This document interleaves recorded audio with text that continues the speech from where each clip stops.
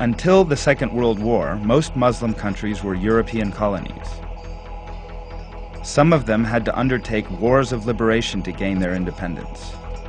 This situation changed the look of Islamic geography. However, the real change took place after the Cold War ended.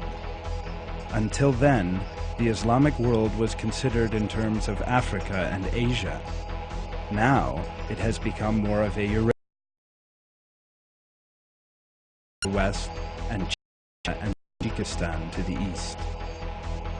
In the 1980s, Turkey was the only Muslim country represented in the Organization for Security and Cooperation in Europe. Now, there are 9. On the other hand, a great many Muslims began migrating to various European countries and America from the early part of the 20th century on. Considerable Muslim populations developed in these lands. This, in turn, increased the extent of the Islamic world.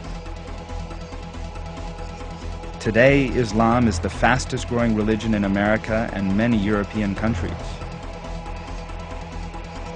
The present 2 billion population represents a major power with its underground wealth and strategic importance.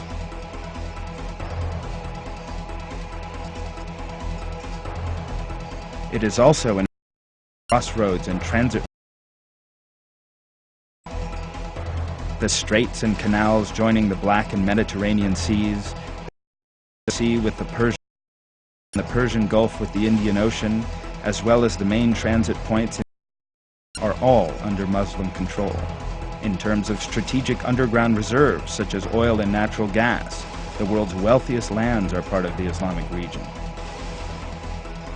Roughly half of the oil consumed in the West is exported from the Islamic world, as is 40% of the world's agricultural production.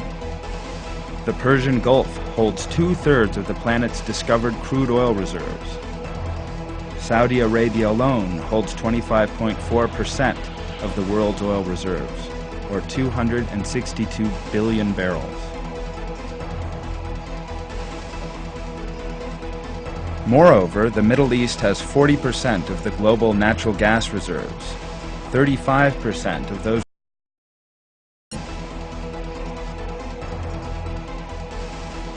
Algeria, Libya, and the Central Asian countries also possess very rich resources.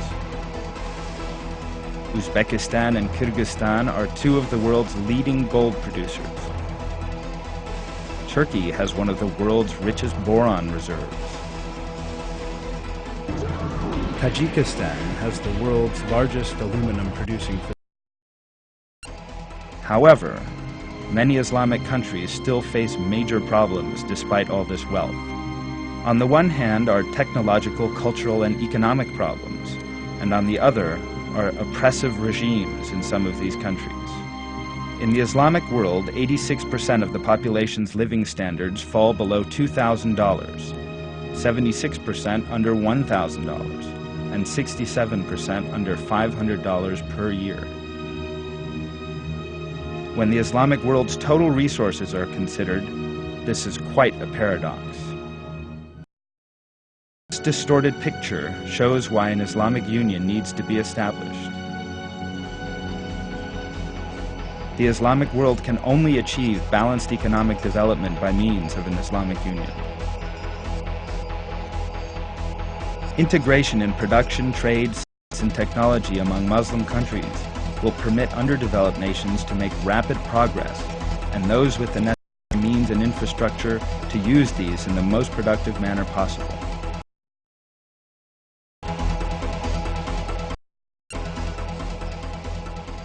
More productive use of the Islamic world's natural resources will permit countries to exchange the goods they produce and workforce potentials as productively as possible. Many charitable and international organizations are actively seeking to assist poor and suffering Islamic nations. However, efforts usually do not go beyond delivering aid packages to the affected regions. And this aid often does not reach its intended recipients due to the failure of the system. Mafia or gang-type organizations.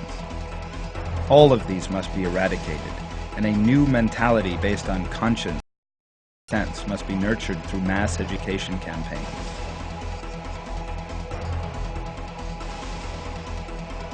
This can only be possible by means of an Islamic Union with the entire Islamic world's resources, power, and conscience behind it.